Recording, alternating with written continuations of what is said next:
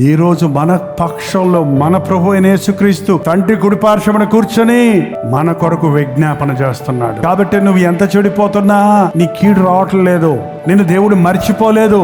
ఒకవేళ విడిచిపెట్టాలనే ఆలోచనతో ఎవరైనా ఇక్కడ ఉంటే, దేవుణ్ణి దుఃఖపరిచానన్న ఆలోచన మీలో ఉంటే, మీరు దాని పర్యవేక్షణాన్ని అనుభవిస్తూ ఉంటే, దేవుని మీద ఉన్న విశ్వాసం విడిచిపెట్టినప్పుడు, దేవుని మందిరాన్ని నిర్లక్ష్య పెట్టినప్పుడు, దేవునితో సహవాసం చేయకుండా దేవుడు ఇచ్చిన వాటిని మనం ఎక్కువగా చేసుకున్నప్పుడు చిక్కుల్లో పడిపోతాం, నష్టాల్లో పడిపోతాం. కానీ ఒకటి మాత్రం గుర్తుపెట్టుకోండి, తిరిగిరా ఇశ్రాయేలు, నీవు రాజు ఉద్దేశించేడలు నా యొద్దకే రావాలి. ద్రోహులైన బిడ్డలారా తిరిగి రండి, అవిశ్వాసులారా తిరిగి రండి, నేను మిమ్మల్ని బాగు చేస్తా, నేను మీ గాయాలు కడతానన్న ప్రభు ఎప్పుడూ తన చేతులు చాచే ఉన్నాడండి. లోపల వారి వైపు దినమంతా ఆయన చేతులు చాచి ఉన్నాడు. అవిధేయులై ఎదురాడు జనుల కొరకు దినమెల్లా ఆయన చేతులు చాచే ఉన్నాయి. ఆయన ఎప్పుడూ సిద్ధమే నిన్ను క్షమించడానికి.